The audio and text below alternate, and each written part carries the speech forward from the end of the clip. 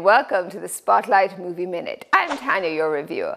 This week I saw Zero Dark 30, which chronicles the 10-year manhunt for Osama bin Laden. And running at almost 3 hours, it seemed insistent that it should take all 10 years to tell the story. But maybe that is as it was intended, so that by the end of the film, you join the characters in wondering if this manhunt will ever end. Will he not die so that you can go on with your life?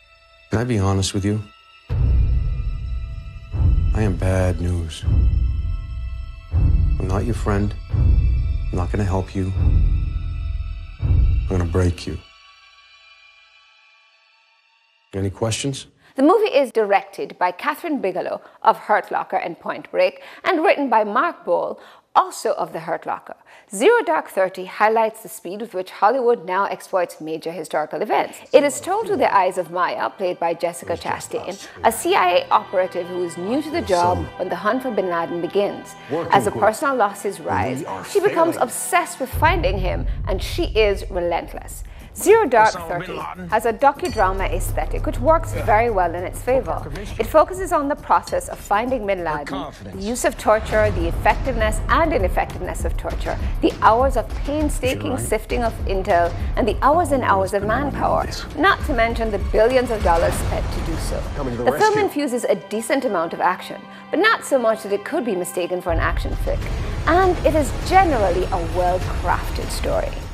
It has been lauded for presenting an apolitical view of the hunt for bin Laden, but this isn't quite so to my view. Its bald presentation of torture is impressive, yet the movie is careful in showing the deaths of innocent civilians and CIA operatives at the hands of suicide bombers, but it shies away from showing the growing pile of bodies resulting from the American war on terror.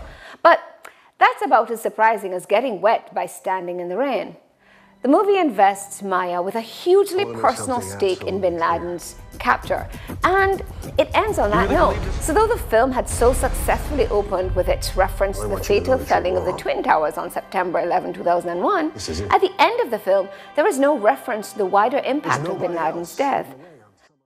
While I can admire the technical prowess that is invested in this film, it leaves me emotionally untouched. As much as I laud the unstereotypical portrayal of Maya, and I do recognize that Chastain does a fine job, the character and the film leave me as unmoved as a pencil. I admire a pencil for doing a fine job of writing, but I don't fall in love with it. It's, after all, only a pencil. So at the end of the day, I give Zero Dark 30 a movie minute rating of it can watch.